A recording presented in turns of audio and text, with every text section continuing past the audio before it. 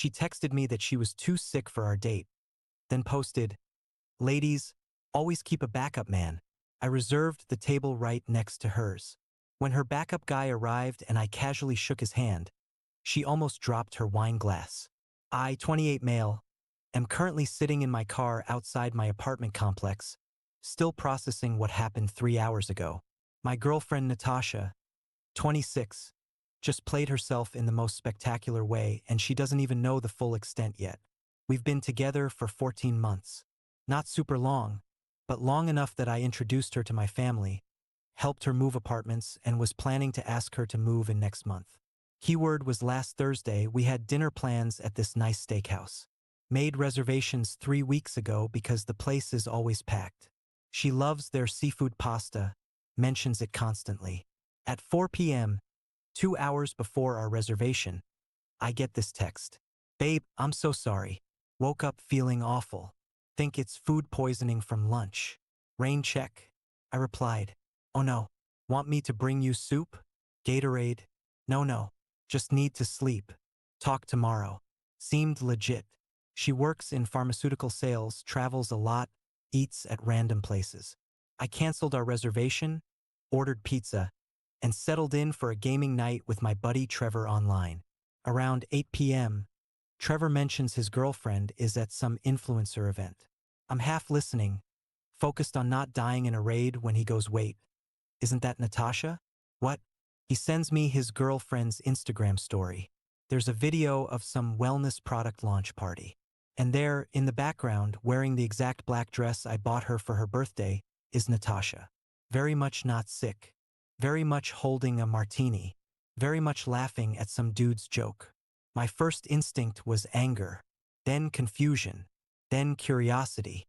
I didn't text her, didn't call. Instead, I did something I'd never done before. I logged into my old Instagram account, barely use it, and checked her stories. Nothing posted. Checked her actual feed. Nothing. But then I remembered she has that close friends story thing, and I'm not on it, apparently. So I asked Trevor to ask his girlfriend Mia to check. Mia and Natasha follow each other, run in similar circles. 15 minutes later, Trevor calls me. "Dude, you need to see this." Mia sent screenshots, Natasha's close friend story from an hour ago. Her at the event with text overlay.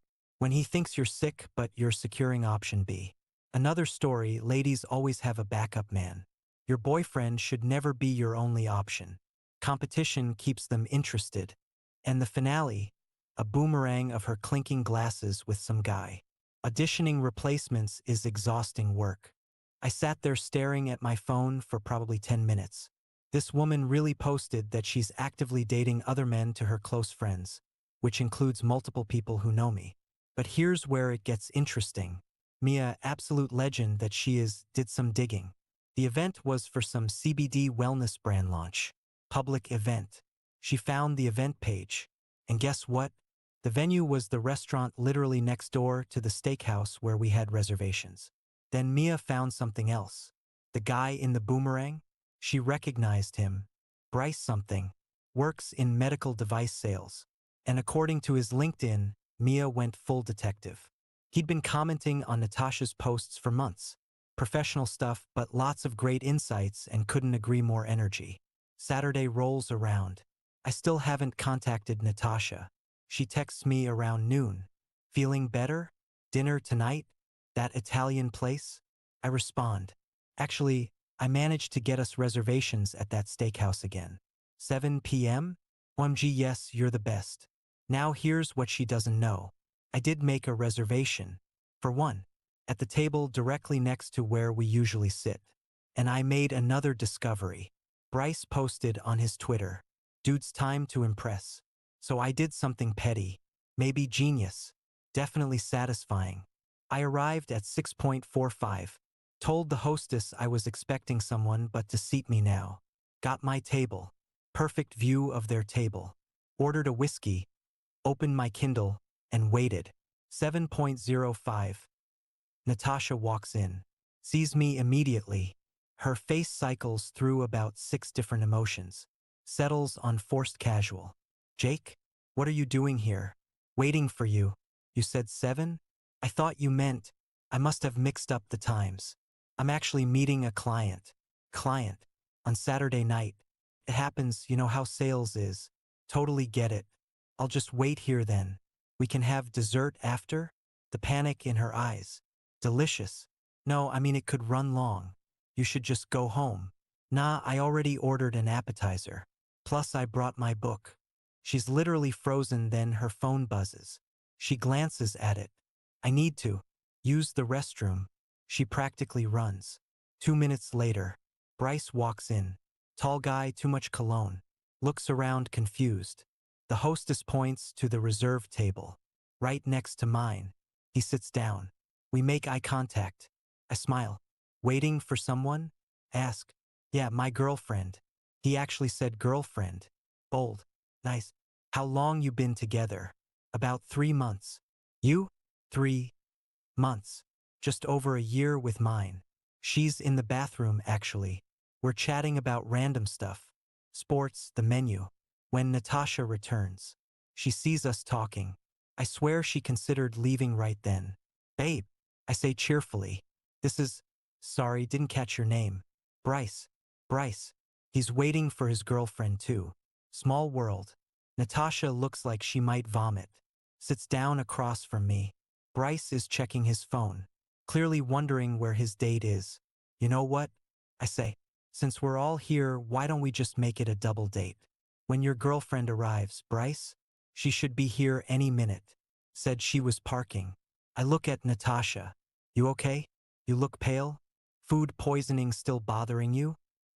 I need to make a call. She gets up again. Bryce's phone immediately rings. He frowns at the screen. Excuses himself to answer. I hear him in the lobby. What do you mean you're sick? I'm already here. He comes back. Frustrated. Everything okay? Ask. My girlfriend just canceled. Says she's sick. Food poisoning. On a Saturday night? That's rough. When did she tell you she was sick? Just now. We confirmed this morning. Weird. My girlfriend had food poisoning Thursday. Must be something going around. Natasha returns again. Makeup slightly smudged. Forced smile. My client had to cancel. What a coincidence. Bryce's girlfriend just canceled too. Food poisoning. The way Bryce's head snapped to look at Natasha. The way her eyes went wide. The way he slowly put it together. Natasha? His voice flat. Bryce? What are you doing here? I was meeting my girlfriend. I stood up, pulled out my wallet, left $40 on the table. You know what? I just remembered. I'm actually feeling a bit sick myself. You two should stay though. Seems like you have a lot to discuss. Walked out. Behind me, I heard Bryce's voice rising. 3 months. Natasha? You said you were single. Update 1. The fallout has been extensive.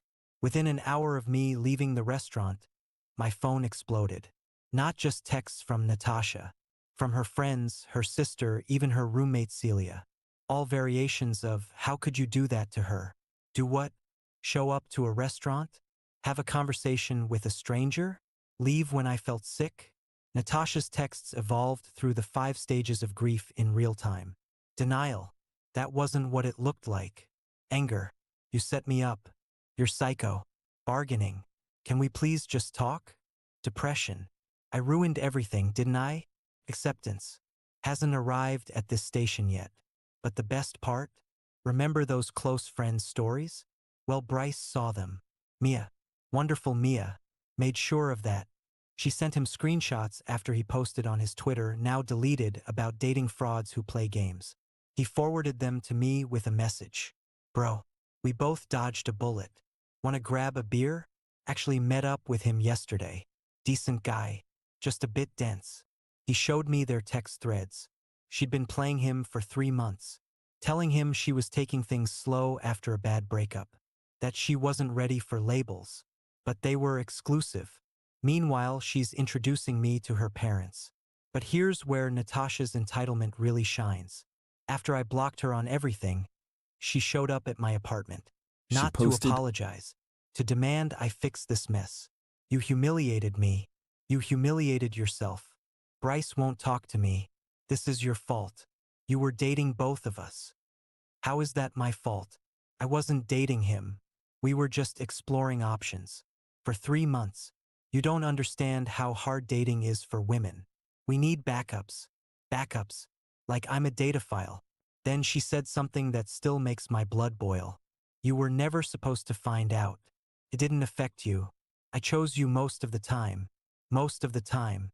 I asked her to leave. She refused. Said we needed to work through this. Said I was overreacting. Said her mother thinks I'm being dramatic. Her mother. She told her mother her version, apparently, where I stalked her to a restaurant and caused a scene. I calmly pulled out my phone and played a voice memo. See, when she was bathroom hopping at the restaurant, I hit record. Got the whole conversation with Bryce, including the part where he mentioned they'd been together 3 months, including her face when she realized she was caught. You recorded me without consent? One-party consent state. Completely legal. She tried to grab my phone. I stepped back. Leave, or I call building security. She left, but not before telling me I'd regret this and that she had plenty of options. Cool. Good luck with those options. Update to Natasha went nuclear. Started with an Instagram post, a selfie of her crying. Caption: when you find out the person you loved is a manipulative stalker who entraps you for his ego. 67 likes. Dozens of comments about how strong she is, how she deserves better. Her echo chamber working overtime. Except Bryce commented, entrapment? You were dating both of us. For months. She deleted his comment. He posted screenshots on his own feed. Tagged her. Then came the smear campaign. She told mutual friends I was abusive, that I controlled her, that I monitored her social media with fake accounts. Trevor shut that down real quick in our group chat. Jake didn't even know you had close friend stories until I told him. Also, you literally posted about having backup boyfriends. But here's where she really messed up. Remember how she works in pharmaceutical sales? Well, she decided to post on LinkedIn. LinkedIn. About surviving a toxic relationship and the importance of female empowerment in dating. Her boss saw it. Her boss, who follows me because I designed his company's database 2 years ago. He called me. Jake, what the hell is Natasha posting about? I sent him the screenshots. All of them. Her close friends' stories about securing option B. The texts where she admitted to dating multiple people.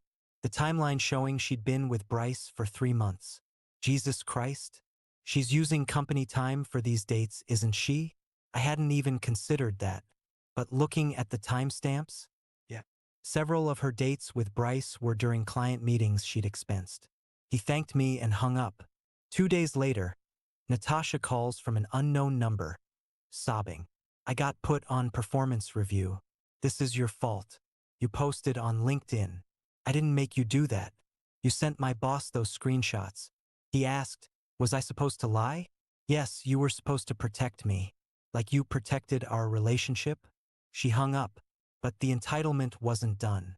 Her roommate Celia reached out, wanted to mediate a reconciliation. She's really sorry, Jake. For what specifically? For, everything. No, I want to hear what she thinks she did wrong. Celia conferences Natasha in. I put it on speaker and start recording. Told him I was Natasha's version of an apology. I'm sorry you felt hurt by my actions. I was just trying to keep my options open, which is normal. Bryce meant nothing. You were always my primary choice. Primary choice. That's not an apology, Natasha. What do you want me to say? How about I'm sorry for lying to you for 3 months, cheating with another man, publicly humiliating our relationship on social media, and then trying to gaslight you when caught? I wasn't cheating. We never defined exclusivity. I laughed. Actually laughed. We've been exclusive for a year. You met my parents. We talked about moving in together. That doesn't mean I can't explore other options. Celia, to her credit, Natasha, that's literally what exclusive means. The call ended with Natasha screaming that we were ganging up on her. Final update, it's done. Finally, completely done. After the LinkedIn incident, Natasha lost her job. Not fired, but encouraged to resign. Turns out she'd been expensing a lot of personal meals as client dinners. Bryce wasn't the only one. Her boss found at least 6 different client meetings that were clearly dates based on her social media posts from those same nights. She tried to file for unemployment, got denied because she resigned, tried to claim it was forced. They had documentation of expense fraud. Her backup plan was to move back with her parents. Except her dad saw Bryce's Instagram posts. See, Natasha had told her parents Bryce was a stalker who wouldn't leave her alone. Her dad threatened to call the police on him. Bryce sent him the receipts. All of them. 3 months of texts, dates, her telling him she loved him. Her dad called me, apologized, said he raised her better than this, offered to pay me back for the birthday dress I'd bought her. I declined, told him to use that money for her therapy. Speaking of therapy, remember those plenty of options she bragged about? They evaporated. Bryce made sure of that. He created a group chat with 4 other guys she'd been stringing along. They compared notes, timelines, lies she'd told each of them. One guy, Carlos, had been her backup for 6 months. Thought they were building something slow and meaningful. Another, Dimitri, she'd met at a conference and had been doing long-distance emotional manipulation with. Video calls, good morning texts, the works, while living with me in everything but name. They all compared screenshots, made a timeline. It was genuinely impressive in its scope. Girl was running a whole relationship management system. Last week, she sent me a final email from a new address. Jake, I know you hate me. I understand. I've lost everything. My job, my apartment. Celia kicked me out. My reputation. Even my parents are disgusted with me. I'm writing to say I'm starting therapy. Real therapy. Not the kind I was pretending to go to while meeting Dimitri. You didn't deserve what I did. Neither did Bryce or the others. I got caught up in this toxic mindset from dating coaches online about never giving men full access and always keep them competing.